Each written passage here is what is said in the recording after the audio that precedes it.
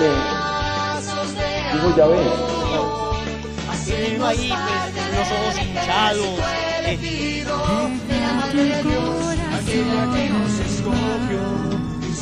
Conscientes de esto, vamos a ser mucho más efectivos en el momento de practicar la caridad y no...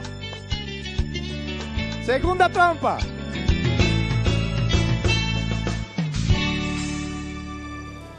El juicio.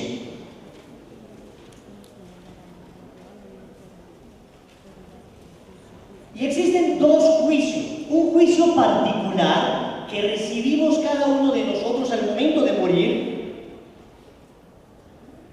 Juicio particular se llama. Y luego existe otro juicio que será en el fin del mundo, que se llama el juicio universal, donde serán juzgadas todas las naciones, todas las razas, todos los pueblos de todas las épocas. Juicio universal, el segundo. El primero, juicio particular. Y es el juicio que tendremos todos. Vamos a ver primero el juicio particular. Hebreos 9:27. Y Hebreos 9:27 dice clarísimo: el hombre muere una sola vez y luego viene para él el juicio. Palabra de Dios. El hombre muere, ¿cuántas veces? ¿Cuántas veces? Y la gente que dice que fue reencarnado de vaca. Yo se lo conecto primero. Y la gente que piensa que en la vida pasada fue Napoleón. Oiga, una cosa. Todos los que hablan de reencarnación, cuando tú vas a una sesión de hipnosis, cuando usted va a una sesión de hipnosis de estafa, porque eso es solamente estafa, a usted en la sesión de hipnosis le dicen: tú fuiste, lo veo claro, Marco Polo. Veo clarísimo, tú fuiste Napoleón. Es evidente, tú fuiste Simón Bolívar. Tú, Cleopatra. Nefertitis, acá se ve clarísima Nefertitis. Siempre te dicen que fuiste un personaje increíblemente importante, porque si te dicen, sí, lo veo claro, fuiste un pordiosero, es evidente, eras mueco, feo. No, tú no es que eras narizoso, sino que la cara la tenías demasiado atrás. Evidentemente uno no le va a pagar la estafa a esa persona. Siempre te van a ilusionar con mentiras. La Biblia es clara. ¿Creemos en la reencarnación? Después hablaremos de eso con más profundidad, pero acá está la cita clarísima. No, porque dice la Biblia que el hombre muere una sola vez. Y si tú reencarnas, mueres varias veces. Porque entonces primero fuiste una persona, después mueres, reencarnas en una vaca, después mueres, reencarnas en un caballo, después mueres, reencarnas. No funciona. Es más, ¿cómo hay gente que es capaz de creer en la reencarnación y en la resurrección a la vez? O son demasiado ignorantes y no entienden para nada ni qué es la reencarnación ni qué es la resurrección, o tienen una imaginación solemne y son capaces de imaginarse que una persona reencarna en 20 animales distintos y después resucita con cabeza de perro, gato, loro, con cola, con 20 patas. ¿Que va a resucitar? ¿Cuál de todos los cuerpos que tuviste va a resucitar? ¿Se dan cuenta cómo es absolutamente incompatible la reencarnación y la resurrección? Los católicos creemos en la resurrección, no en la reencarnación. Creemos en la encarnación del Verbo. Me acuerdo una vez que estábamos aquí en el grupo de oración.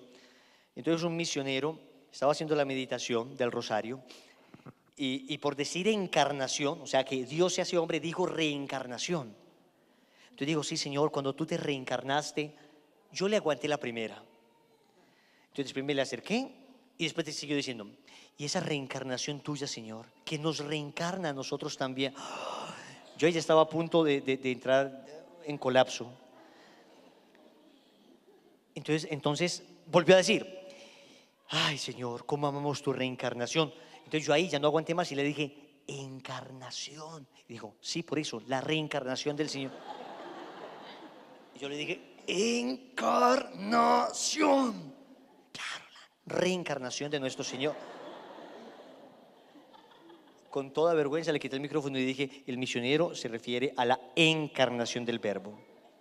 Después lo cogió, gracias. Entonces en tu reencarnación hay que distinguir con claridad, ¿no? Creemos en la encarnación, pero no en la reencarnación. ¿Quién como Dios? Muy bien, ¿qué pasa? El hombre muere una sola vez y viene para él el juicio. ¿Qué es el juicio? Se presenta el alma delante del trono de Dios y pasa lo siguiente. Quiero que veamos este pequeño video. Y en este pequeño video quiero que observen el misterio. Es simplemente una metáfora, ¿no? Y en esta metáfora ustedes van a más o menos a imaginar, a suponer que así será. Digo, no es perfecto, ¿no? Es simplemente una suposición, pero me parece muy aleccionador. Observen. Over the years, we begin to realize A how través de los años quickly life empezamos a goes darnos by. cuenta de lo rápido que For pasa la some of vida. us, our journey will Para algunos de end nosotros el without viaje notice. no terminará, And when our y transition cuando into nuestra transición hacia la eternity eternidad begins, comience, there won't be a no habrá chance for oportunidad any para do-overs. rehacer nada. No time to No habrá rewind tiempo de our cambiar life. nuestra vida No ni oportunidad de chance to escoger choose a un different final ending. distinto. For the movie of our life can be used to Hola, judge hola. Pues la us. película de We nuestra will vida puede sorrowfully juzgar. Nos relive the bad reviviremos con times dolor los malos momentos and y joyfully con alegría revisit the recordaremos good. los buenos. It is then we will fully Entonces realize entenderemos cómo how nuestros unkind pensamientos thoughts crueles and selfish y nuestras decisiones choices egoístas wounded hirieron a others otros and led us y nos away alejaron from de God, Dios, nuestro our Padre loving amoroso. Father. You people are lazy. Ustedes son unos flojos. And each time Cada we vez que ignored ignoramos la God's voz de voice, Dios, I think she's pregnant by somebody else. creo que está embarazada our de alguien conscience más. grew more deaf. Nuestra conciencia se volvió más And our sorda heart y nuestro hardened. corazón más duro. Thankfully, Afortunadamente you still can todavía ask puedes God to pedirle help ayuda a edit Dios your para life cambiar tu story historia and create the y ideal crear el ending. final ideal. No matter what No you've importa lo done, que hayas hecho there is todavía, good news. hay buenas noticias. Since Jesus came Pues not Jesús to vino al condemn the mundo world, no para but to condenarlo, save sino it. para salvarlo. Jesus can Jesús heal puede your sanar memories tus recuerdos and forgive your past y perdonar if tu you pasado accept His mercy. si aceptas su You really misericordia. can be free Realmente from the puedes ser addiction of libre de la sin adicción and del find pecado lasting y peace. encontrar una paz duradera. Imagine hearing God Imagina a say Dios after decir your al final de la life's movie, película de tu "Well vida, done, bien good hecho, and faithful mi buen servant." y fiel siervo. It all starts by Todo empieza asking con Jesus pedirle to help ayuda you a now. Jesús ahora. If you've been waiting for a Si estabas sign, esperando this por is una your chance señal, to begin esta an es tu adventure with oportunidad God de empezar that una will aventura last con Dios forever. que durará Learn por more siempre. at catholicscomehome.org. Trust in Jesus Confía en and Jesús y find encuentra hope, esperanza, forgiveness, perdón and a more y una abundant vida and más everlasting plena y life. feliz. Visit catholicscomehome.org. ¿Quién como Dios? Y después de Dios, llega el momento de nuestra muerte. ¿Cómo entender el juicio entonces? Me parece que es un video que representa muchísimo, porque cuando nosotros lleguemos al momento del juicio, compareceremos ante la presencia de Dios, y entonces yo pienso que más o menos será así. Dios nos pondrá en una pantalla, sacará un DVD que se llama La película de tu vida, la introducirá, y entonces tú todo chévere, simpático, sacas crispeta, vas a empezar a comer, pero Dios dice, espera, tengo unas gafas, y te va a poner unas gafas 3D, 3 veces Dios, Padre, Hijo y Espíritu Santo. Dios te da sus ojos, porque una cosa es mirar mi vida con mis propios ojos, otra cosa es mirar mi vida con los ojos de Dios. ¿Cómo cambia la realidad cuando observo las cosas desde Dios? Porque a mí me parece que eso no es pecado, porque si la amo, me puedo acostar con ella. Vas a ver con los ojos de Dios qué piensa Él. Porque a mí me parece que me puedo echar una canita al aire, todos mis amigos lo han hecho y nunca ha pasado nada, y veo que tienen hogares felices. Además la esposa debe entender, uno de todas maneras es buen marido y les ayuda, ahí está el mercado, ahí está el colegio de los niños y bien caro que es. Eso es lo que pensamos nosotros, ¿no? Porque peor traer mundos al niño a sufrir, es más grave traer niños al mundo a sufrir. Porque peor que esta niña no termine su estudio, mejor que aborte. Ok, todos nuestros argumentos ante la presencia de Dios, que es la verdad, perderán el peso. Y Dios nos pondrá sus propios ojos. Y comenzaremos a ver la película de nuestra vida. Y en la película de nuestra vida comenzaremos a observar cuántas veces Dios estuvo cerca de nosotros, cuántas veces intentó seducirnos, cuántas veces intentó convertir nuestro corazón y nosotros no quisimos. Quizá veremos este momento, quizá veremos la consagración, quizá veremos este día, hoy, que Dios estaba intentando tocar tu corazón, que Dios estaba intentando transformar tu vida. Y sin embargo no te importaba, seguías con tu corazón duro, no permitías que la gracia de Dios permeara, penetrara ese corazón. Más bien pensabas, son unos exagerados, están locos, no tiene que ser uno tan fanático para seguir a Dios. Y entonces empezarás a escuchar en ese momento la película de tu vida, a verla con los ojos de Dios. Y si de repente se empañan las gafas, en algunos momentos difíciles, es porque en esos momentos Dios lloraba mientras hacías lo que hacías. Dios lloraba mientras yo hacía lo que hacía. Y yo me he puesto a pensar que en ese momento, al finalizar la película de nuestra vida, entonces encontraremos nuestra alma que fue creada pura, limpia, perfecta. La encontraremos dependiendo del estado en que hayamos muerto, si es en gracia o si es en pecado, la encontraremos más o menos limpia. Y me he puesto a pensar que si una persona muere en pecado mortal, Dios quiera que ninguno de nosotros muera en pecado mortal, pero que encontrará que su alma está tan absolutamente podrida, llena de tanta putrefacción, llena de tanta miseria, de tanto estiércol de pecado, tan saturada de maldad, tan llena de mugre, que en ese momento se encontrará a sí mismo como un ser repugnante. Y encontrándose como un ser repugnante, se va a dar cuenta que aún así nuestro Señor Jesucristo le mira con inmensa ternura, porque Él no es capaz de nada más que de amar. Él no es capaz nada más que de amarte a pesar de lo que tú y yo hayamos hecho. Y en ese momento, mientras vemos nuestra alma así, encontramos que la mirada de Jesús no es una mirada acusadora, que es una mirada compasiva, misericordiosa, que aún así con su mirada nos quiere sanar y perdonar. Y sin embargo, la persona misma, viendo su alma tan putrefacta, viendo su alma tan inmunda, no será capaz de resistir esa mirada de bondad, esa mirada de ternura, esa bellísima mirada que lo único que quiere es sanar. Y Jesús, vestido de un blanco hermosísimo, diáfano, perfectamente puro, se empezará a acercar al alma del pecador. Y mientras más se acerca, el pecador, viéndose tan inmundo, viéndose tan miserable, viendo en sí tanta cochinada, no puede entender cómo el Señor, en vez de huir de su presencia, en vez de taparse la nariz ante el hedor, ante la inmundicia de lo que huele, de lo que hiede, no entiende cómo el Señor es capaz de dar pasos hacia Él, pasos de misericordia, pasos de amor, pasos que quieren perdonar, pasos que quieren limpiar. Y aún así, el pecador, no pudiendo resistir la presencia de Dios, comienza a dar pasos hacia atrás. Y el Señor le mira y le dice: no huyas. No huyas, que te quiero perdonar. No huyas, que aún así te quiero abrazar. No huyas, que aún así, lleno de estiércol, como al hijo pródigo, quiero limpiarte. Pero ya el alma no será capaz de pedir misericordia, porque acaba de darse cuenta en un video que durante toda su vida lo único que hizo Dios fue intentar sanarlo, purificarlo, convertirlo. Y lo único que hizo Él fue rechazar ese rostro misericordioso de Jesús, fue crucificarle nuevamente. Lo único que hizo fue rechazar esa bondad y esa misericordia.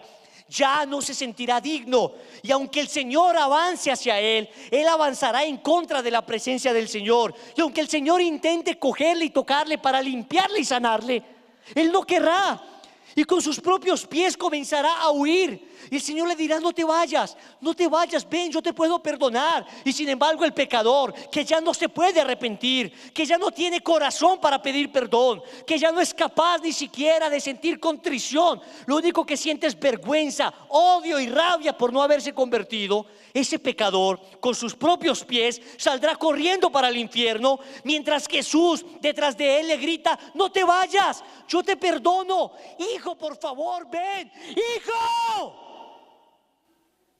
Yo creo que es el grito que se escucha en el cielo. cada que un alma se condena.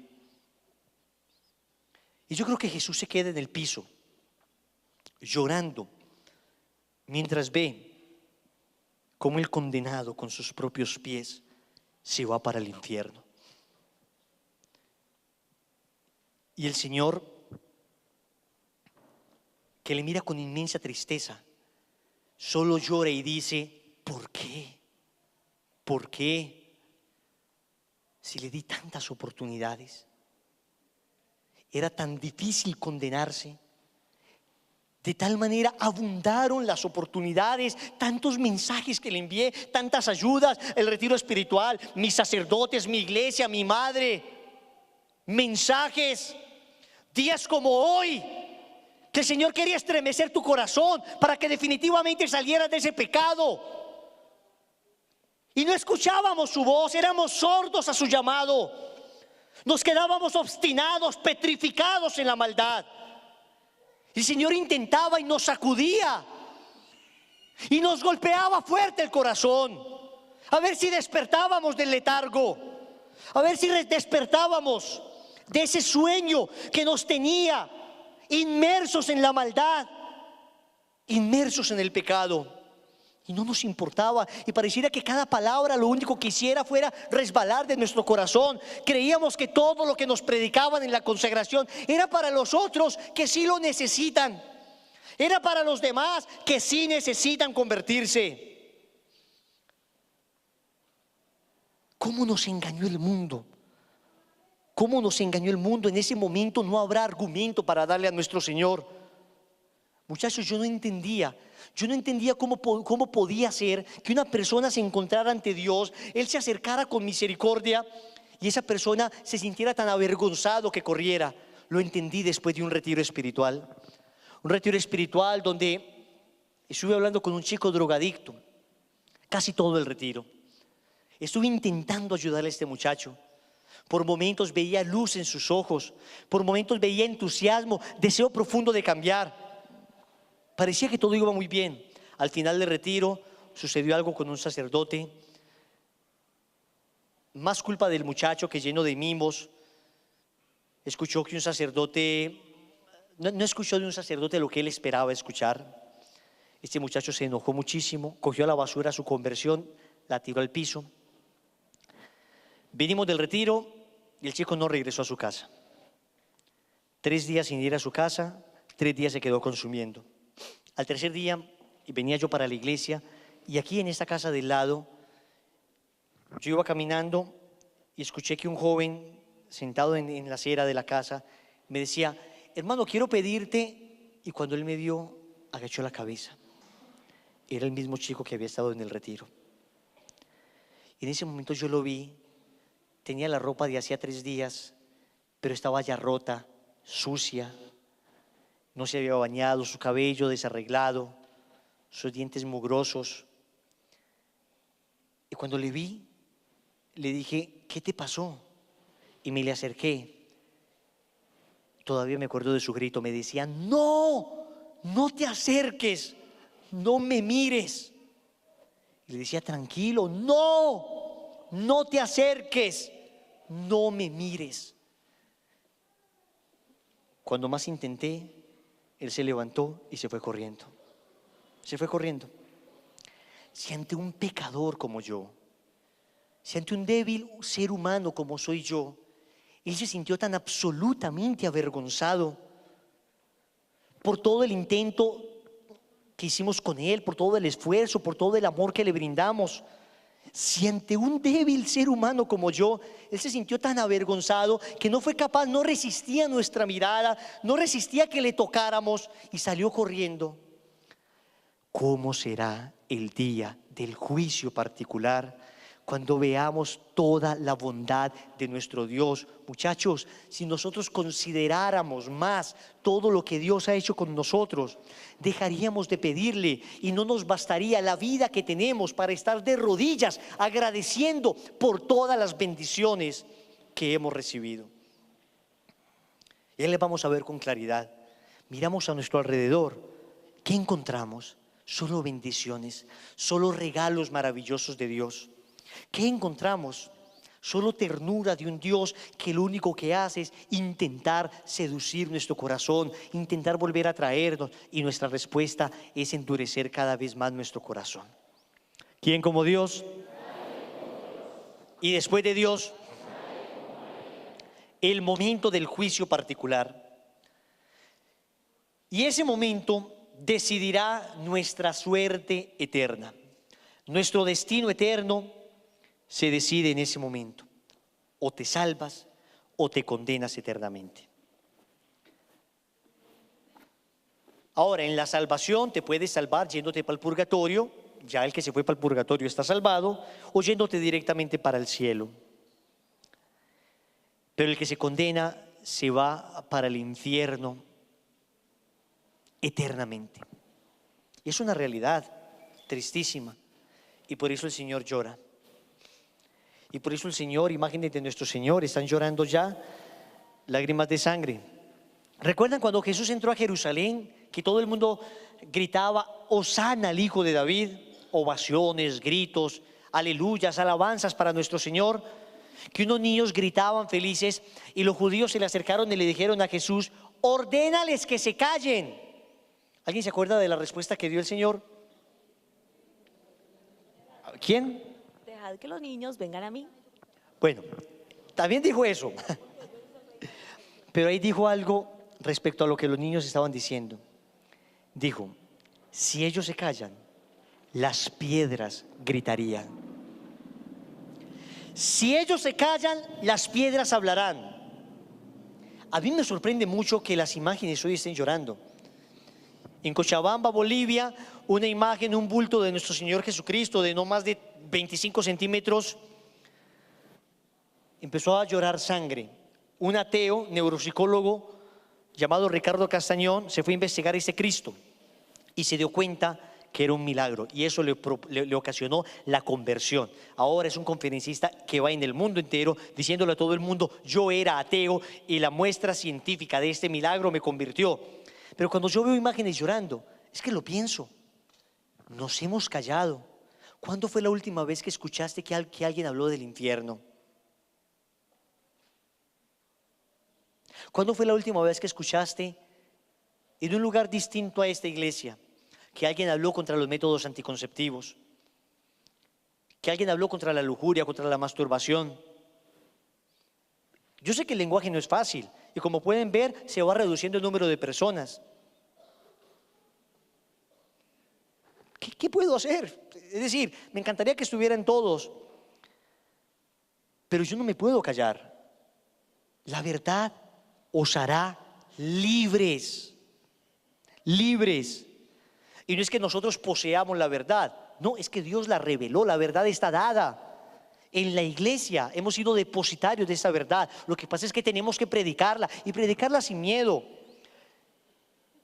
En una ocasión en el Evangelio de San Juan capítulo 6, nuestro Señor dijo, yo soy el pan de vida, mi carne es verdadera comida y mi sangre verdadera bebida. Esa es la verdad.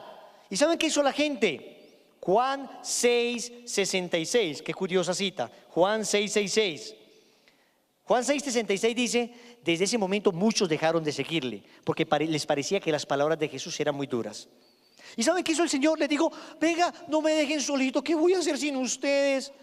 No me armen sindicato, muchachos, hombre, por Dios. ¿Saben qué dijo el Señor? Y después miró a los apóstoles y les dijo, ¿también ustedes se quieren ir? Él no les dijo, cierto que ustedes no me van a dejar, cierto que ustedes estarán conmigo hasta el final. A ver, ¿hasta dónde me quieren? ¿Hasta el cielo? La verdad es así. Y le digo, ¿también ustedes me quieren dejar? Y Pedro, esa belleza de Pedro, que una maravilla. Pedro es el mejor personaje de la Biblia. Eso hablaba y luego pensaba el hombre, pero de vez en cuando acertaba, ¿no? Y Pedro dijo, ¿a quién iremos si solo tú tienes palabras de vida eterna? Creo que Pedro después dijo, qué cosa tan sabia dije. ¿De dónde me habrá salido esto? Entonces, muchachos, hay que hablar de estos temas. Y hay que hablarlos porque están en las Sagradas Escrituras. Estuvimos entrevistándonos 2 horas con el más grande exorcista del mundo en Roma, con el padre Gabriel Amor. Entonces le dijimos, Padre Amor, ¿qué hacemos con algunas personas, incluso dentro de la iglesia, que ya no creen en el demonio? Y que si alguien habla del demonio dicen, no, pueden satanizarlo todo, es que todo no es Satanás, es que el diablo es la maldad en general. Y es que cuando una persona hace algo malo, entonces es como el diablo metafóricamente, pero no es que sea un personaje concreto. Padre, ¿qué hacemos? Y nos dijo el Padre Amor, miren, yo me encontré, dijo él, a un cardenal que me dijo una vez, Padre Amor, si usted y yo sabemos que eso del demonio es mentira, ¿cierto? El Padre Amor, que ha hecho más de 40.000 exorcismos, le dijo, Su Eminencia, yo veo que usted tiene dudas, le voy a invitar a quien lea un libro muy bueno. Yo digo, a ver, Padre Amor, dígame cuál. Oiga, pero es que es un libro buenísimo. Sí, dígame el nombre. Oiga, Su Eminencia, le va de alguna manera a disipar todas las dudas. A ver, dígame, ¿cuál? Ese libro se llama El Evangelio. Léalo. A un cardenal le dio 3 palmadas, le dijo, léalo y se dará cuenta que el demonio sí existe. ¿Quién como Dios? Y después de Dios. Entonces lo que esto nos demuestra es que hay que predicar la verdad como es, muchachos. Que nos genera susto. Les digo, a mí es el primero que me genera susto, pensar en la posibilidad de condenarme. Creo que se llamaba Pedro de los Reyes, este poeta español famoso del siglo XVI, que compone ese poema, el del sentido de la vida. Decía, yo para qué nací, para salvarme. Que tengo que morir es infalible. O sea, con seguridad será así. Que tengo que morir es infalible. Dejar de ver a Dios y condenarme, triste cosa será, pero posible. Posible. Y río, duermo y quiero holgarme, como pasar pues en el relajo. Posible. Y tengo aún amor a lo visible. ¿De qué me ocupo? ¿En qué me encuentro? ¿En qué me encanto? Loco he de ser, pues no soy santo.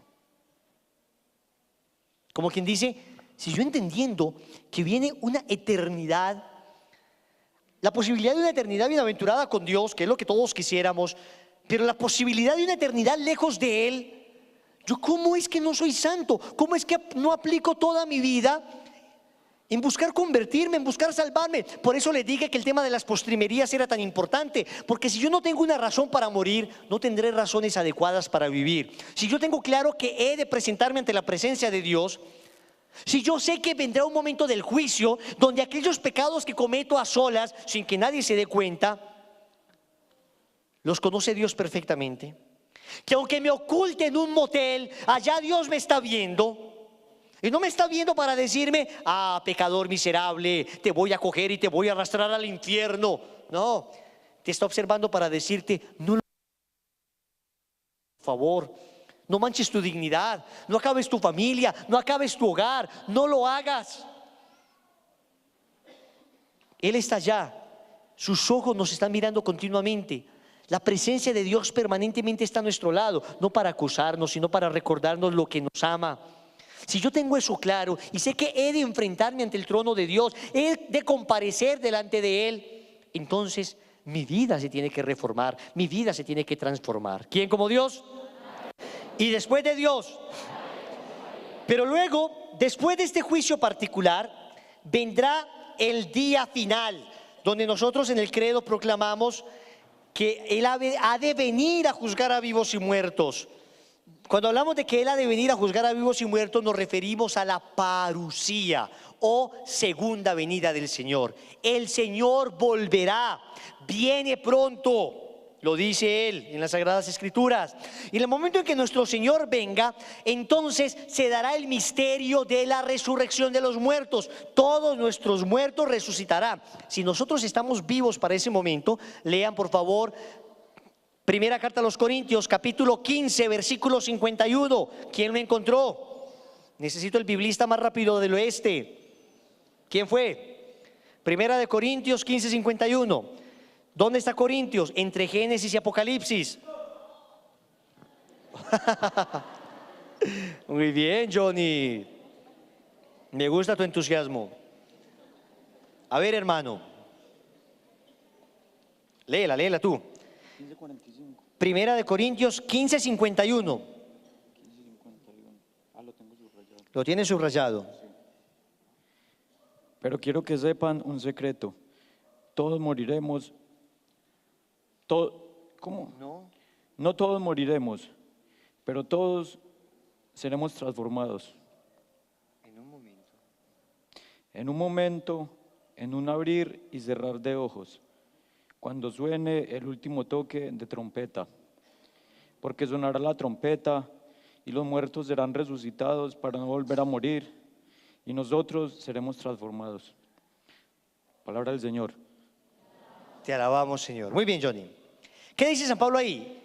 Aunque no todos moriremos, todos seremos transformados. Pero ¿cómo así? Si Wilson acabaste de decir que todos vamos a morir. Sí, a excepción de las personas que estén vivas cuando venga nuestro Señor. Si nuestro Señor viniera en ese momento, y yo le digo mi humilde opinión, yo no creo que se demore mucho el Señor para venir.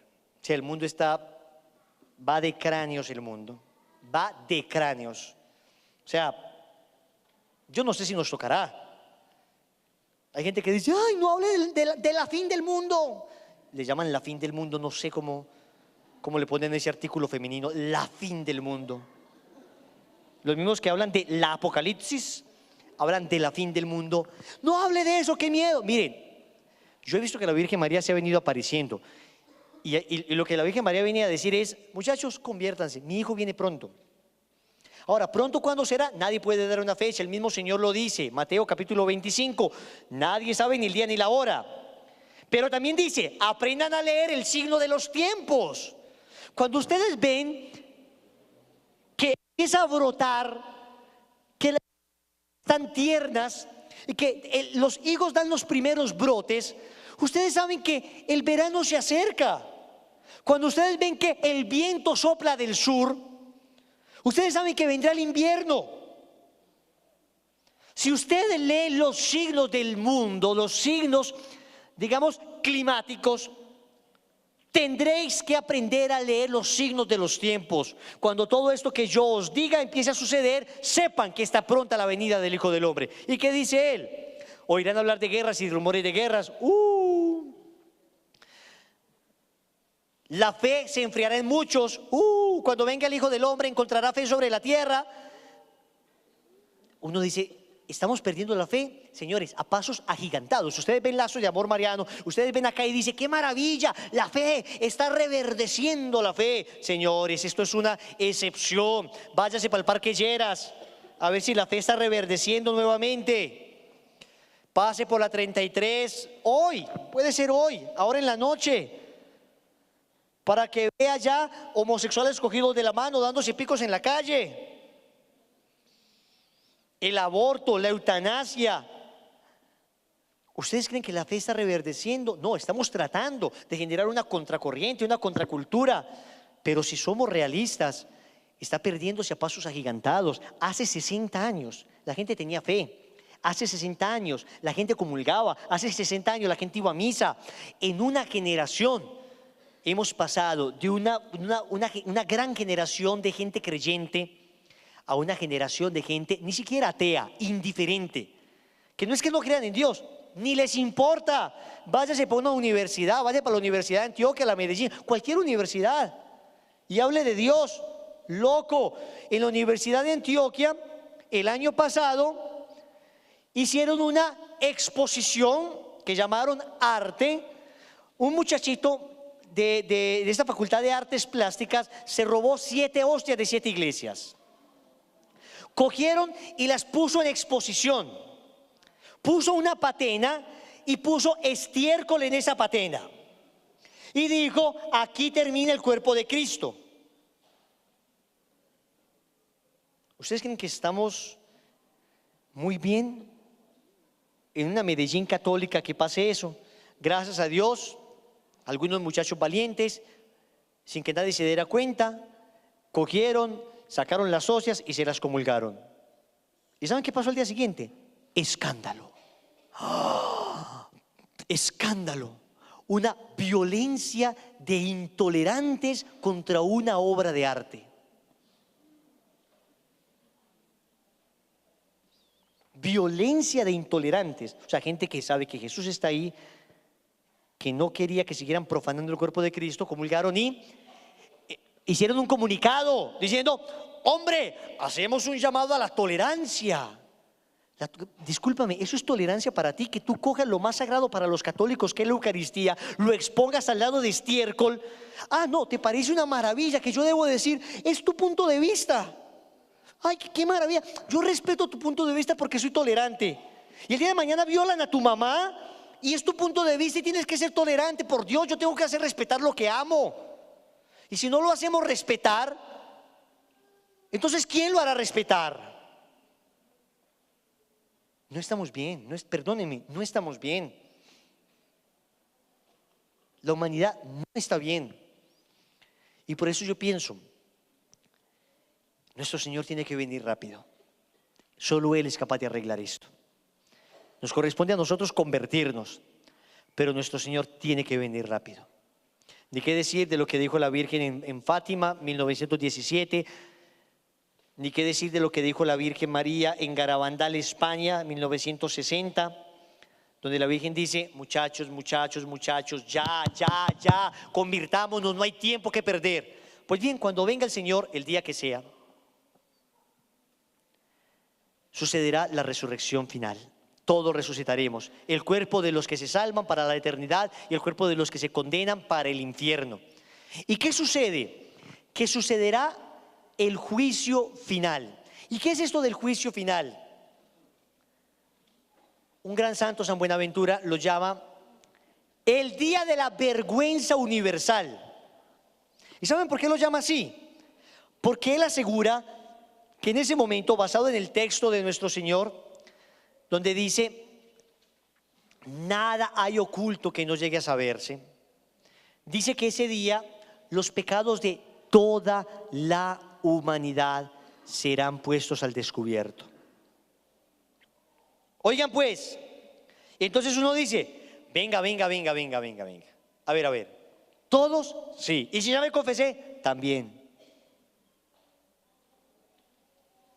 O sea que mi mamá los va a ver. Sí. ¿Y mi esposa? También. Pero ¿cómo así? Y usted también va a ver el de ellos.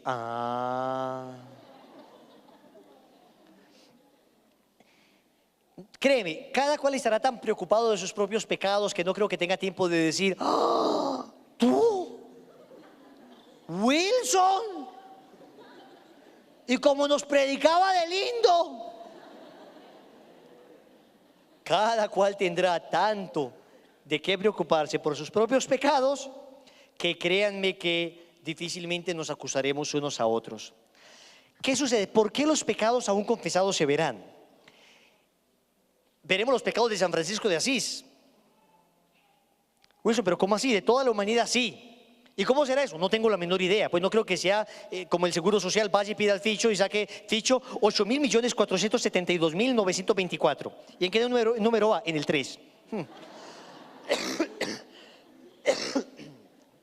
No creo, no sé. Sucederá todo simultáneamente. No sabemos, pero se verá. ¿Y por qué se verá? Porque Dios tiene que mostrar a la humanidad entera por qué los que se condenaron y por qué los que se salvaron. Que no fue Él el que los condenó. No fue Él. Miren, ¿saben que una persona no se condena por ser pecadora? Ahí las personas se darán cuenta que hubo santos que quizá cometieron pecados más graves que ellos. Hubo una única diferencia: los que se condenaron no se quisieron arrepentir. No se quisieron arrepentir. Y como no se arrepintieron, entonces la consecuencia fue clarísima: se condenan eternamente. Ahora, qué vergüenza volver a ver eso. Miren, los que recordaremos los pecados que hemos cometido, pero si Dios quiere nos salvamos, si Dios quiere estamos en gracia. ¿Saben qué pasará cuando veamos esos pecados? Nos incrementará el amor a Dios, porque diremos: y aún así me amas. y aún así me perdonaste. Y aún a pesar de esto, derramaste tu sangre sobre mí. ¡Qué maravilla! Es como cuando uno ve una empresa que está bollante económicamente, que está muy bien, pero revisa sus libros de contabilidad y se da cuenta que por allá en 1994 tuvo saldo en rojo. ¿Usted cree que eso le afecta en algo? Nada. Va a decir, esto fue, pero ya es ahora esto, una nueva realidad. En el momento del juicio final veremos la nueva realidad, la realidad de que estamos sanados y perdonados por nuestro Señor. ¿Quién como Dios? Y después de Dios se dará la resurrección de los cuerpos. ¿Qué pasará con este cuerpo? Este cuerpo, este gordito, será el mismo que resucitará. Mi cuerpo resucitará tal como soy. ¿Por qué? Porque yo tengo personalidad que se imprime aún en mi fisionomía. Es decir, mi aspecto físico no es accidental, no es secundario a mí, hace parte de lo que soy. Entonces nosotros resucitaremos. Eso sí, las personas con alguna limitación física ya no la tendrán. Algunos dicen, algunos santos se atreven a decir que el hombre tendrá la edad perfecta, 30, 33 años, que es la edad perfecta del hombre. O sea que todas ustedes se verán lindísimas. No envejecerán. Se acabó la era del Botox. Cero arrugas. Todo perfecto. Un cuerpo perfectamente saludable. Con propiedades especiales. ¿Cuáles? No tenemos idea con precisión. ¿Qué es lo más próximo que tenemos? Pues las características del cuerpo de Cristo resucitado. ¿Y qué pasaba con el cuerpo de Cristo? Pues ustedes pueden ver, de repente todos estaban encerrados y Él aparecía, pero no era un fantasma. San Pablo lo define muy bien. San Pablo dice que es un cuerpo espiritualizado. ¿Pablo qué?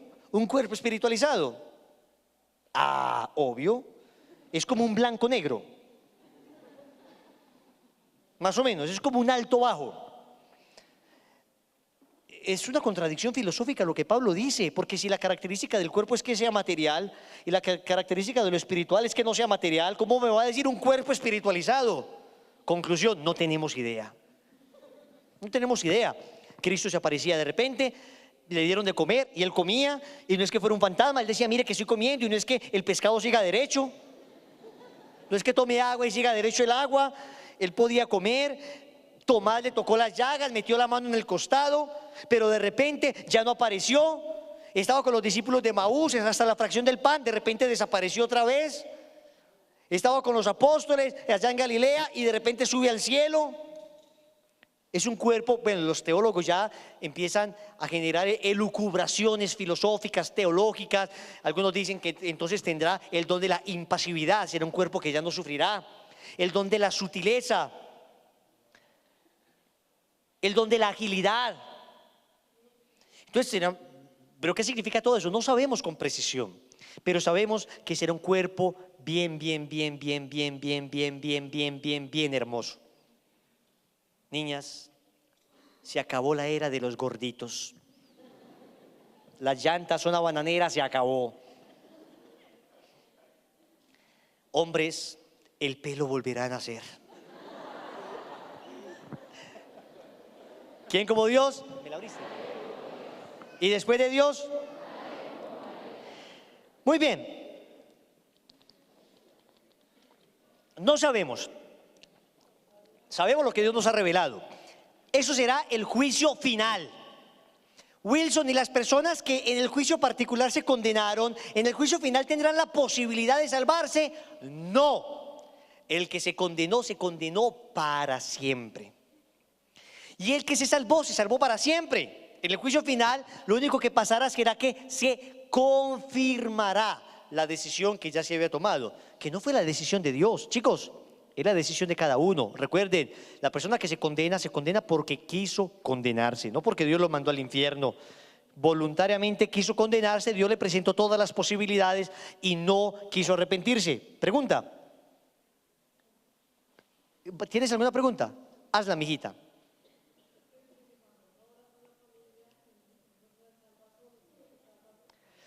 Cuando uno ora por la familia, uno no se salva solo, sino que salva a toda la familia. Claro, en la medida en que Dios les envía gracias de salvación. Pero recuerden, la salvación será personal. El tipo borrachín no va a llegar allá a decirle, Dios mío, vea, mi esposa rezaba buenísima, rezó rosarios toda la vida, permisito que yo entro con ella. No, mi viejo hermoso, vaya que le tienen una camita muy bien preparadita en el purgatorio, a 400 grados centígrados. A ver. En el juicio final, pues cuando los que están en el purgatorio también se quedan en el purgatorio o ya pueden subir al cielo o al infierno. Ya en el juicio final, el purgatorio se acabará. Porque a partir del juicio final, todos los que están en el purgatorio ya serán definitivamente confirmados en el bien, en la salvación. Porque en el juicio final sucederá otra cosa. Y el limbo, ya te voy a hablar del limbo. En el juicio final sucederá lo que el Apocalipsis describe como los cielos nuevos y las tierras nuevas, que tampoco tenemos idea qué es. Y tú, para aclarar, lees el catecismo y quedas en las mismas. Uno lee el catecismo, lo de cielo nuevo y tierra nueva, y uno dice, ¿qué? Es la teofanía escatológica que sustenta ontológicamente nuestras intencionalidades. Obvio. No sabemos con precisión. Eso sabemos especulaciones, pero no sabemos con certeza qué significará, qué sucederá. Sabemos que habrá materialidad, pero será eterna, pero la materia ahora no es eterna. Será un cuerpo espiritual, pero el cuerpo no es espiritual, el espíritu no es corporal. Bueno, ¿qué significa eso? No sabemos, pero sucederá. ¿Por qué? Porque tenemos la certeza de que así será. Miren, hay santos que ya han, de alguna manera, degustado la gloria de un cuerpo resucitado en algunos aspectos. Dice el Señor que el cuerpo no necesitará, dice, cuando suceda la resurrección de la carne, dice nuestro Señor, los hombres no se casarán, serán como ángeles, o sea que no tendrán necesidades fisiológicas, las propias de los instintos. No necesitará comer para subsistir, ni dormir, ni ningún tipo de sexualidad para procrear. Entonces hemos visto, por ejemplo, una mujer como María Valtorta o una mujer como Luisa Picarreta, que vivió 40 años solo de la Eucaristía. No comía nada, 40 años solo comulgando. Y no era pues las 300 comuniones diarias para alimentarse, no, una hostia al día, 40 años. Luisa Picarreta, una mística italiana del siglo pasado. O santos como San José de Cupertino, que levitó más de 140 veces. Levitaba, se levantaba del suelo. Y entonces el Papa de esa época lo llamó y dijo, no creo, tráiganlo. Y San José de Cupertino, lo conozco muy bien porque es el santo de mi día, del 18 de septiembre. Él llegó donde el Santo Padre y, a ver, José, nos dicen que tú levitas. Él era como todo distraído, ya, así. Y entonces miró una imagen de la Virgen y casi no lo bajan del techo. Levitó inmediatamente. San José de Cupertino, registrado por todos en esa época. Hay registros históricos donde confirman cientos de personas que lo vieron levitar, bajo juramento. Dicen, le vimos levitar, le vimos por encima 2 o 3 metros sobre el suelo. Entonces son cuerpos que ya de alguna manera gozaban de la resurrección. El Padre Pío de Pietrelcina, con la bilocación, locación, lugares, cuerpos que pueden estar en 2 lugares a la vez. El Padre Pío de Pietrelcina, por ejemplo, se sabe que él de repente estaba allá en San Giovanni Rotondo, que queda al sureste de Italia, ahí en el espolón de la Bota. Ahí está San Giovanni Rotondo. Estaba el Padre Pío, no salía de allá, y de repente le vieron en la China al Padre Pío. Le vieron en otro lugar. A San Martín de Porres también le vieron en diversos lugares. Una vez San Juan Bosco, que también vivía en Italia, vivía al norte de Italia, en Torino, y allá una vez se bilocó y se fue al sur de Italia en bilocación y expulsó a un conserje de un colegio de los salesianos que estaba haciendo barbaridades con un niño, estaban teniendo impurezas con un niño, y se fue y lo sacó. Y le vieron allá. Y era imposible que estuviera en los 2 lugares a la vez. Entonces, claro, los santos han degustado ya. Algunos han vislumbrado algunos regalos de este cuerpo resucitado. ¿Quién como Dios? ¿Qué pasa con las personas que son cremadas? Igual resucitarán. Dios es capaz de coger a todos los gusanitos que se comieron a la persona, sacarles del estómago todo el cuerpito y reunirlo, o coger las cenizas y volverlas a hacer. Es decir, no hay ningún problema. Desde que lo hablábamos hace 8 días, ¿cierto? Desde que la cremación no se haga como desprecio al cuerpo, no es pecaminoso y se puede y se permite, aunque la iglesia, repito, sigue recomendando asiduamente que se entierre a los muertos. Pregunta: los cuerpos incorruptos. ¿Qué es los cuerpos incorruptos? Acá tenemos uno, al padre Marianito. Beato Marianito está incorrupto. Un cuerpo que estaba destinado a descomponerse, luego pasan años y no se descompone. Y no es pues como Tutankamón, que lo momificaron y después de tantos lienzos terminaban pues... Nosotros vimos momias ahora que estuvimos en Egipto y son pues terribles, ¿no? O sea, la piel está acartonada. No, estos muertos santos que no se descomponen son incorruptos, cuya piel en ocasiones sigue perfectamente igual. De Santa Bernardita Subirú, que si no hubiera muerto tendría en ese momento cerca de 160 años, su cuerpo se encuentra tan perfecto que todavía hay sangre líquida dentro de él.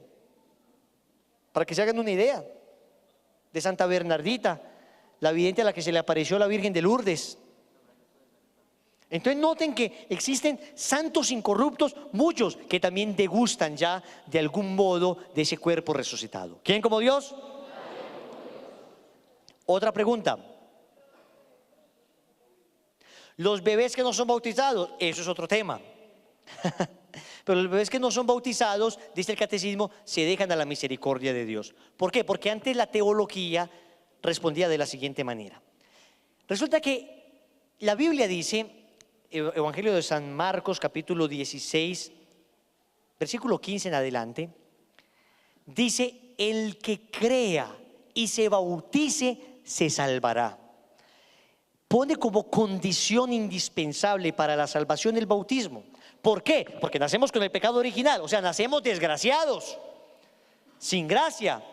El bautismo nos retorna la gracia, y es la gracia lo que nos abre las puertas del cielo. Entonces la pregunta es, ok, un niño nace pero no le bautizaron, se murió antes de que le bautizaran. Dice la iglesia, dice Cristo, que se requiere el bautismo para salvarse, y no se bautizó. Entonces se condenó, tampoco, porque se requiere ser malo para condenarse. Entonces, ¿dónde se fue? Si no se salvan ni se condenan. Entonces, ¿qué hizo San Agustín? San Agustín, bajo una reflexión teológica, dijo: debe existir un lugar que se llama el limbo. Y el limbo sería este lugar donde estarían los niños que mueren sin bautizar. Pero resulta que eso nunca fue posición oficial de la iglesia, eso fue una corriente teológica. Ahora el Papa Benedicto XVI sencillamente terminó de decir: no, hemos reflexionado mucho más y el limbo definitivamente no existe. No hay revelación que sustente la existencia del limbo. Pero queda todavía la pregunta: entonces, ¿qué pasa con los niños? Si no han sido bautizados, entonces no pueden entrar al cielo. Y si no han pecado y no se pueden condenar, ¿para dónde se van? ¿Para el purgatorio? Tampoco, porque ellos no tienen pecados que purificar. Lo único que tienen es el pecado original, que dice el catecismo que no es ni siquiera un acto, sino que es un estado, que no se comete, sino que se contrae. O sea, uno nace en el estado del pecado original. Es un pecado que se contrajo, pero no se cometió.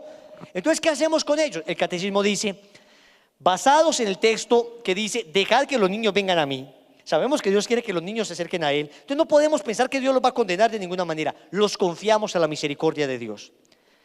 En conclusión, no tenemos la menor idea. Seguro, o sea, esto es lo que trata de decir la iglesia.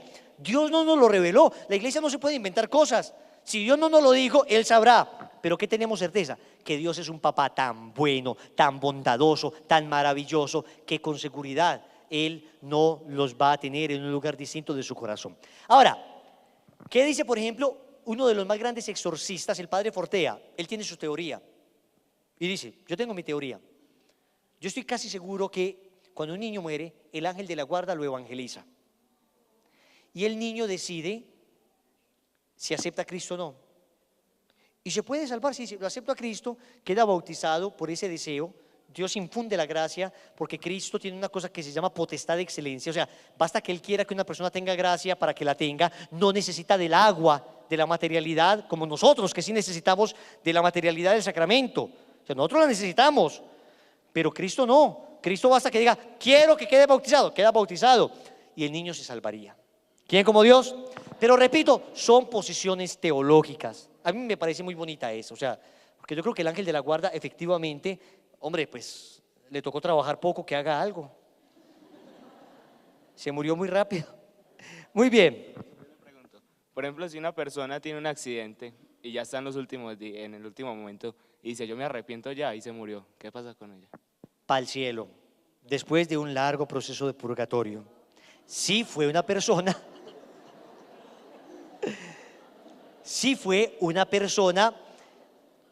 digamos que pecó, ¿no? Que muy pecadora. Y no alcanzó a confesarse. Señores, la contrición del arrepentimiento final basta para que se salve.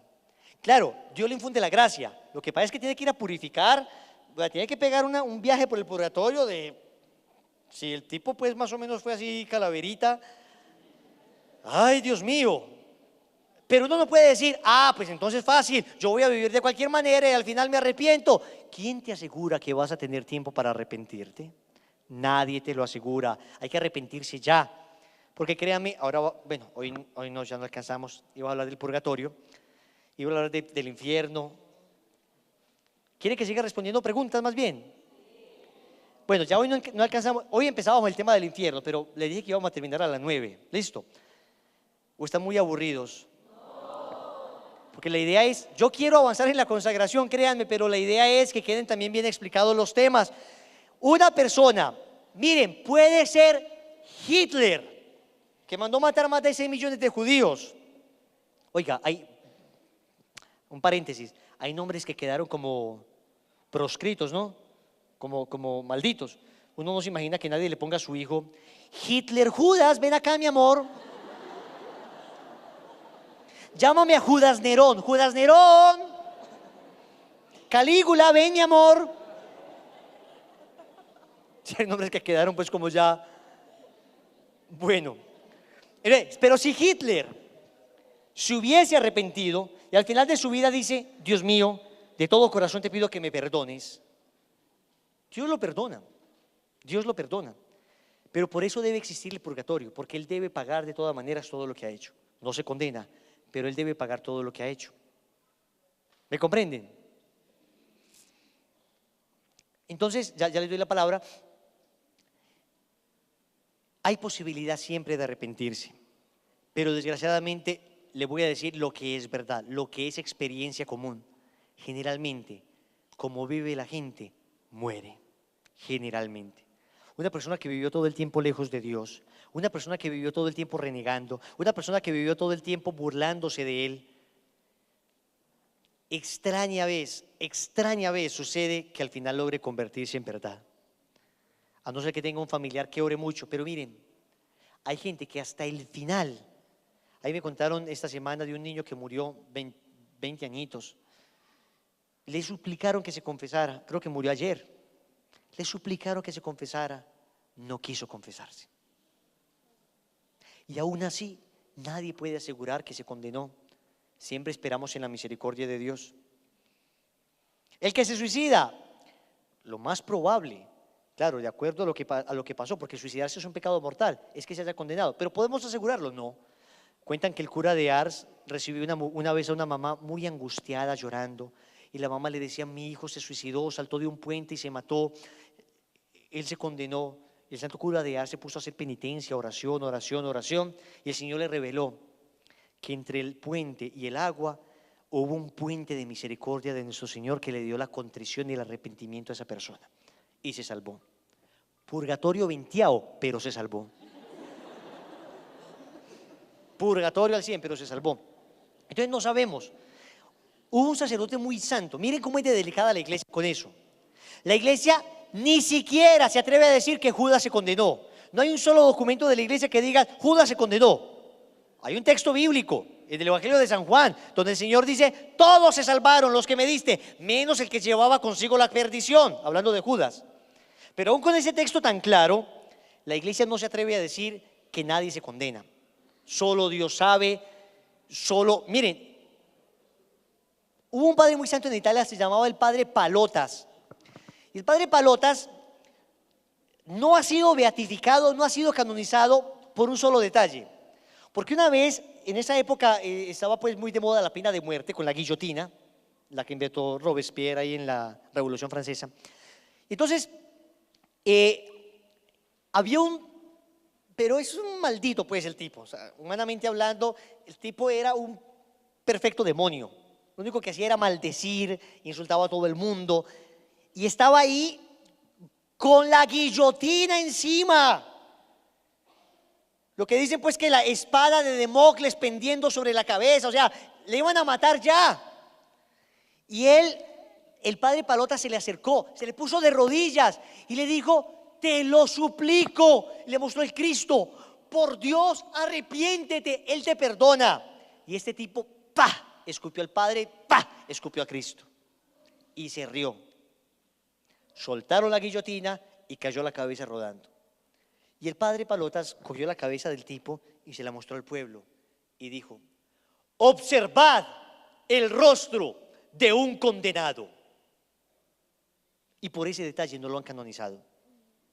Porque él no puede tener certeza, aún viendo esto, él no puede tener certeza de que se condenó. Porque no sabemos si en el último instante pudo tener un movimiento de su corazón a la contrición y al arrepentimiento. ¿Ven?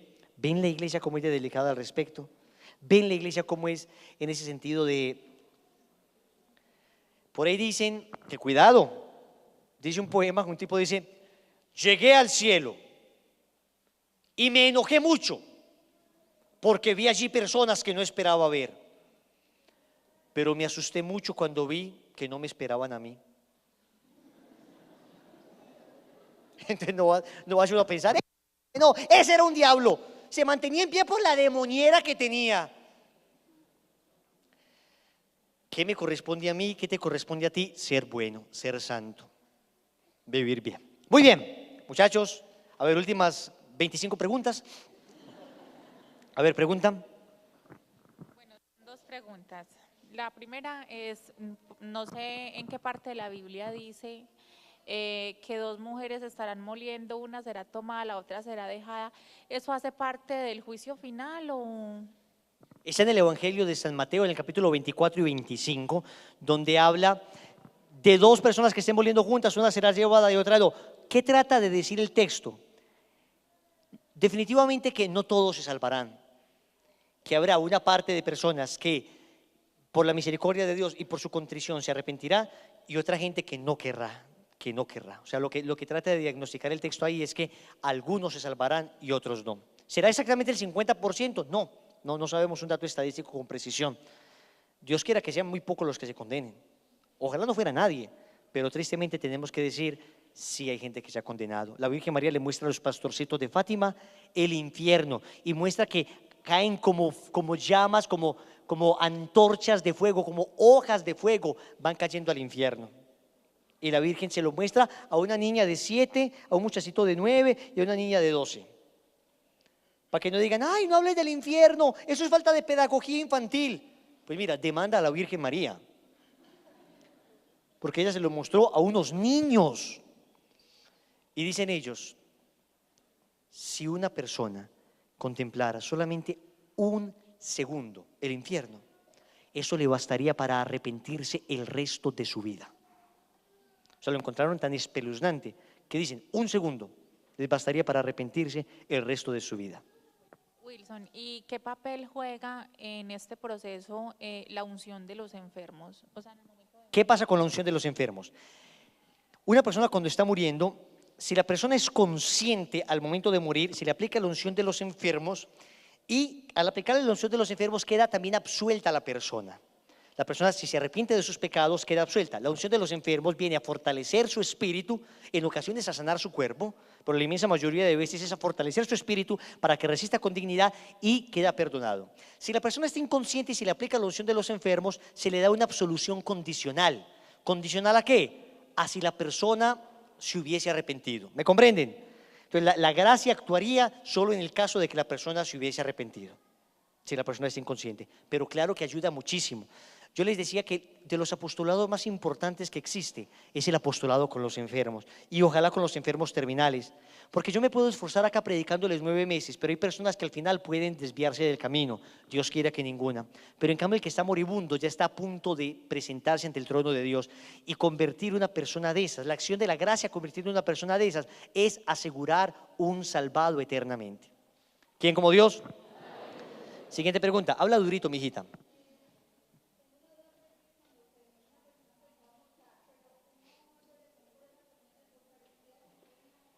¿Qué pasa con la persona que muere en pecado mortal? Primero, no sabemos quiénes mueren en pecado mortal. Segundo, no sabemos quiénes se han condenado. Entonces uno dice, ¿y si yo estoy rezando por una persona que se condenó? ¿Qué pasa con eso? Miren, Dios es el eterno presente. Todas las oraciones que yo hago hoy por una persona, esas oraciones, dice el padre Antonio Rollo Marín, que es uno de los mejores teólogos de España, Dios coge estas oraciones que hago hoy y las aplica al momento de su muerte, así haya sido hace 50 años, para darle la gracia de la conversión a esa persona. Pero ¿cómo así? ¿Cómo Dios va a aplicar unas oraciones que no se han dado? Es que en Dios no existe el tiempo. Nosotros tenemos pasado, presente y futuro. En Dios existe una cosa que se llama el eterno presente. Dios ve todo en el mismo instante. Por eso no es que Dios sepa el futuro, es que Dios sabe el presente. Para Dios todo es presente.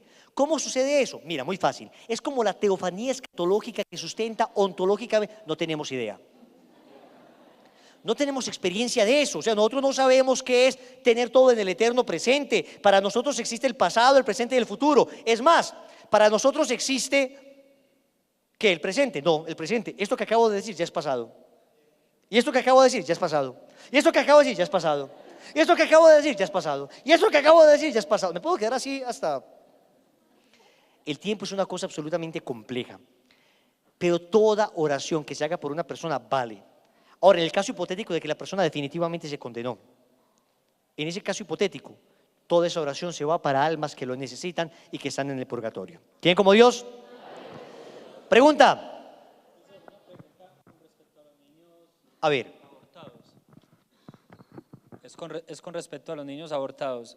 A mí me han hablado mucho, y por personas también de una espiritualidad alta, de que hacer un bautismo simbólico a esos niños que son abortados. Entonces me gustaría saber pues tu opinión sobre eso.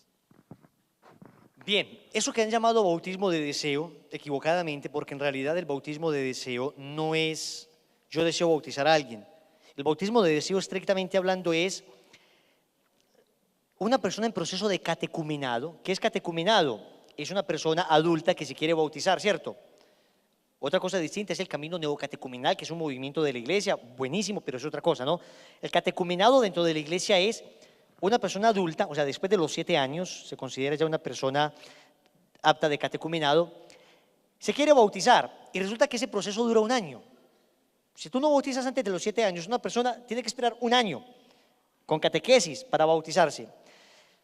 La persona muere antes de ser bautizada. Entonces no lo bautizó, claro, queda bautizado por el deseo. O sea, el deseo que la persona tenía de recibir el bautismo, le bautiza. Entonces esa persona quedó bautizada por el deseo.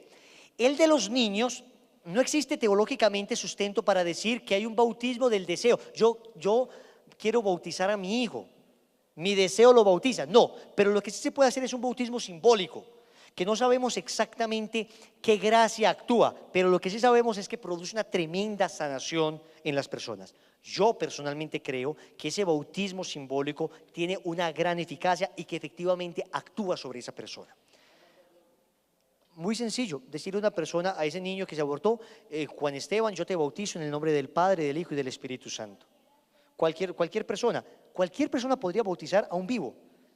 Miren, el bautismo es una cosa tan maravillosa y tan necesaria que el ministro ordinario es el sacerdote, pero en caso de muerte tienes tu hijo y tu hijo se te está muriendo en el hospital, tú lo puedes bautizar. Tú puedes tomar agua en ese momento y decirle, mira, Juan José, si Dios me permite tener hijos, uno se llamará Juan José, si me lo permite, hombrecito, y la niña se llamará María José, para que no me manoseen esos nombres, por si acaso. Y entonces, Juan José, yo te bautizo en el nombre del Padre, del Hijo y del Espíritu Santo, y queda bautizado. Basta eso. Basta decir, yo te bautizo en el nombre del Padre, del Hijo y del Espíritu Santo, y queda bautizado. Si el niño se salvó, no se murió, lo llevan donde un sacerdote, y el sacerdote hace los ritos complementarios. Le hace el exorcismo, la unción con el crisma, todos los ritos complementarios. Pero el bautismo ya fue realizado. El padre no tiene que volver a bautizar al niño. Ya, digamos, lo que es esencial en el bautismo se dio, que fue bautizarlo en el nombre de la Santísima Trinidad.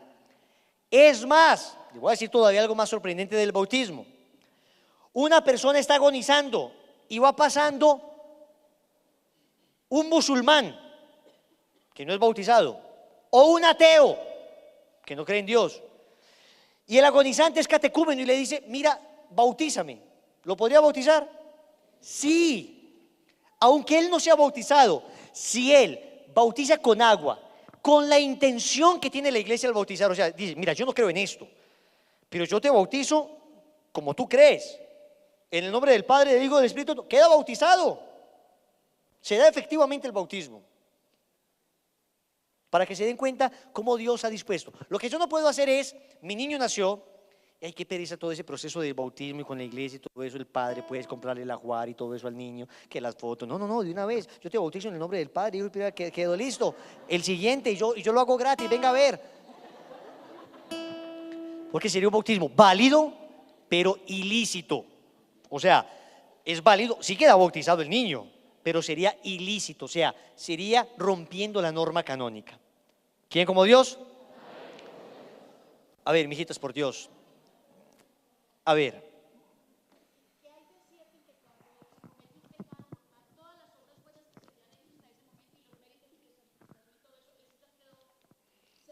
Completamente cierto, completamente cierto.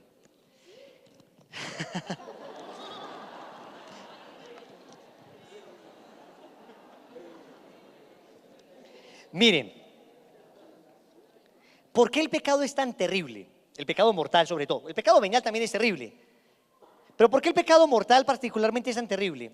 Porque escoger todo el tesoro de los méritos que yo he cultivado, de las buenas obras, y en el momento en que yo peco mortalmente, tiro eso a la basura. Todos los méritos se pierden. Todos. Pero los consagrados a la Virgen María tienen una ventaja. Escúchenme en esto.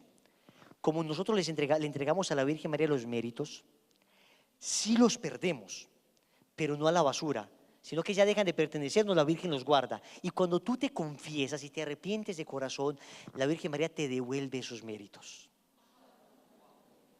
Señores, eso es lo bueno de ser consagrado. No te lo pierdas. No te lo puedes perder.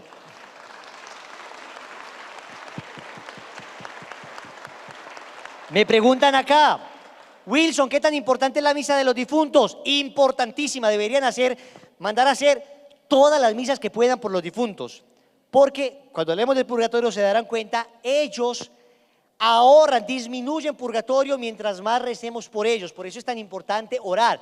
Si ustedes tienen un familiar difunto, lo mejor que pueden hacer es mandar a hacer misa por ellos. Si tiene vivo y quiere que se muera, no mande a hacer misa por ellos. Entonces, esta misa es para que se difunte esta persona. No, hombre, de ninguna manera.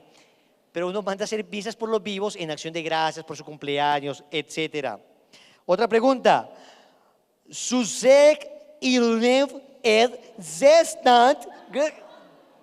Perdón. Si Jesús abrió el reino de los cielos, ¿qué pasaba con los que murieron antes de venir Jesús? Muy bien, buena pregunta. Lo anterior era porque creí que era arameo, pero lo estaba leyendo al revés. La pregunta es, Jesús murió. El cielo estaba cerrado antes de la muerte de Jesús. Después del pecado original, el cielo se cerró. ¿Qué pasa entonces con los que murieron antes de Jesús? Estaban en un lugar que la Biblia llama seno de Abraham, Sheol o Hades. ¿Y qué es el Hades? Ustedes se han dado cuenta que en el credo nosotros decimos, descendió a los infiernos. Al tercer día, ¿qué significa eso de que descendió a los infiernos? No es que se fue Jesús allá donde el demonio, no, porque ese es el infierno. Los infiernos, inferi, de donde proviene la palabra inferior. Los infiernos es distinto a el infierno. El infierno es ese estado eterno de condenación. Los infiernos es el estado en que se encontraban las almas antes de la muerte de nuestro Señor. Todos, tanto santos como pecadores, se iban a los infiernos, o al Hades, o al Sheol, o al seno de Abraham, a esperar a nuestro Señor. Cuando nuestro Señor llega, desciende a los infiernos, dice el apóstol San Pedro en su primera carta, si no estoy mal, capítulo 4, versículo 2, dice que el Señor fue a predicar a los muertos. ¿Cómo que a predicar a los muertos? Sí, se fue a predicar a aquellos que habían muerto antes de él. Y de ahí, unos se fueron para el cielo, otros para el purgatorio, otros para el infierno. Hay un libro muy lindo que se lo recomiendo a todos, se llama He aquí la esclava del Señor, donde cogimos acá en Lazos, hicimos un extracto y ahí aparece la muerte de San José. ¿Ustedes se han preguntado cómo murió San José? ¿Les gustaría saber? Ahí en ese librito está.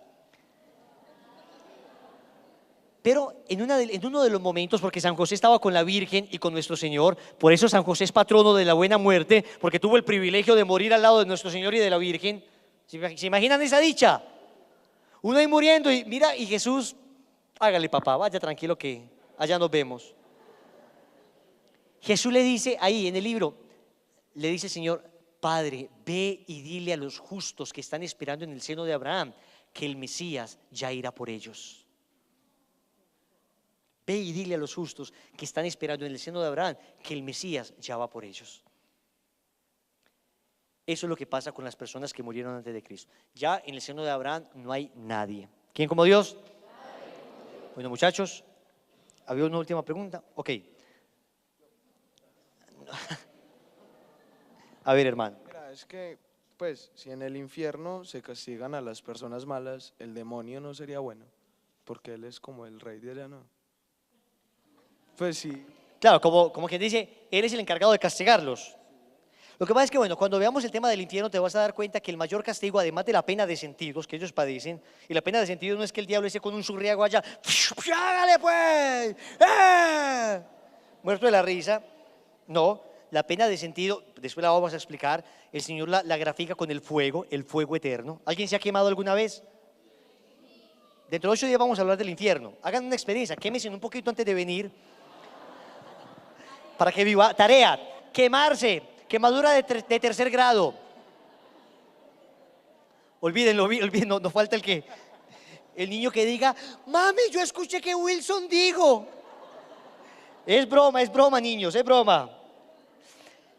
Entonces, miren, será un fuego inextinguible, pero el mayor dolor del infierno es no ver a Dios.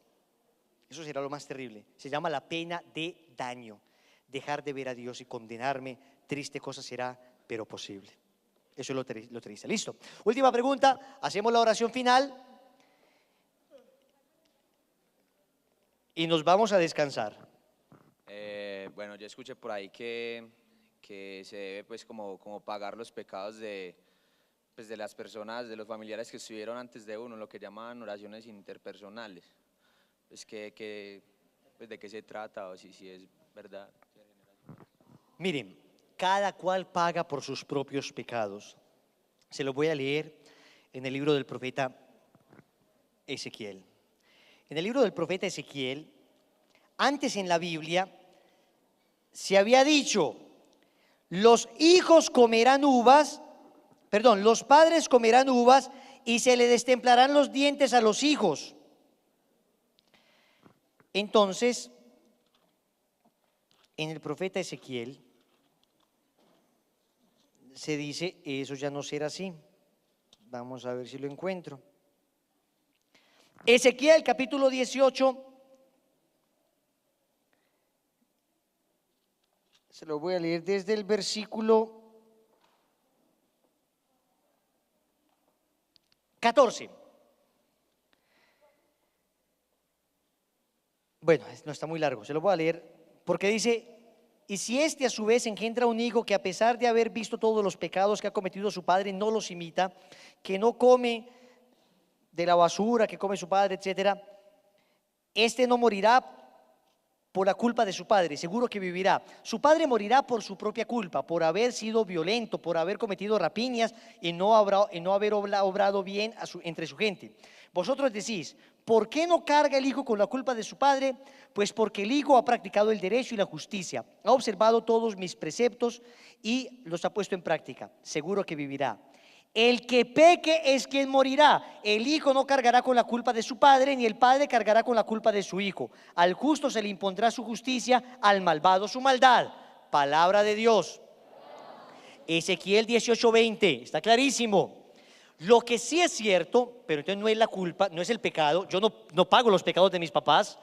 Pero lo que sí es cierto es que yo heredo las inclinaciones a ciertos pecados con más fuerza dependiendo de los pecados de mis padres. Eso incluso es genéticamente explicable. Si una persona ha sido muy alcohólica, pues es evidente que el hijo, hay mucha probabilidad de que el hijo sea mucho más proclive, mucho más inclinado al alcoholismo. Para eso sí, la gracia ayuda, y para eso sí se puede hacer una oración que rompa esa inclinación. Pero atentos, no es que yo diga, ay, yo soy alcohólico porque mi papá fue alcohólico. Conclusión, mi alcoholismo es culpa de mi papá. No, mijo, tu alcoholismo es culpa tuya, porque hay hijos de prostitutas que son santos. Hay hijos de prostitutas, que me habrá entendido el niño, que dijo, ¿qué? Hay hijos de mujeres de mala vida. ¿Más claro? De verdad, o sea, hay niños y luego han sido unos santos enormes.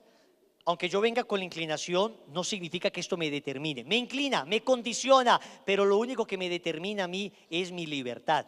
¿Qué es la libertad? Es la capacidad de autodeterminación que yo tengo. Yo puedo decidir ser santo, aunque la historia de mis antepasados sea terrible. Concluyo con esto. Si tú lees, hijo mío, el listado de los antepasados de nuestro Señor, hay hasta prostitutas ahí, ¿saben? Rahab es una de los antepasados. Rahab, estornudad, asustad.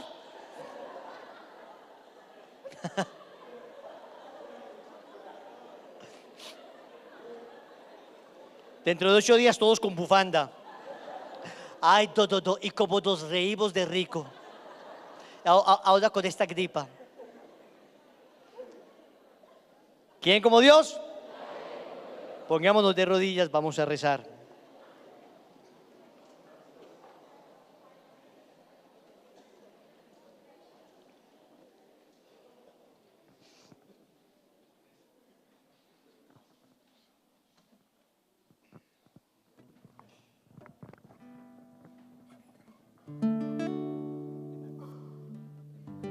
Sonido.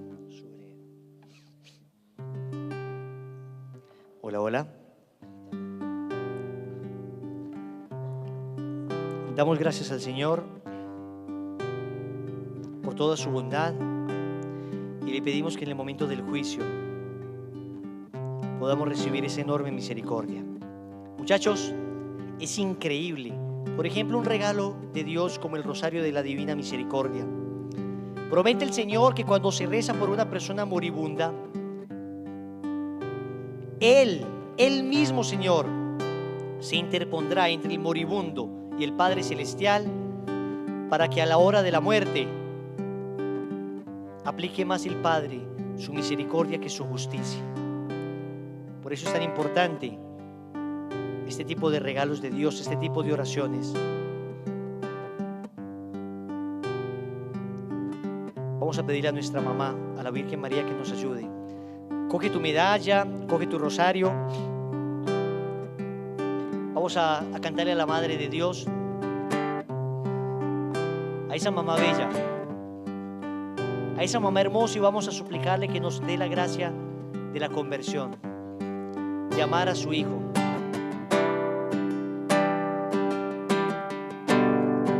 Que nos dé la gracia de empezar de nuevo. Madre de Dios, tú que todo sientes, oye mi voz. Hoy te llamo y te digo mamá. He caído tantas veces,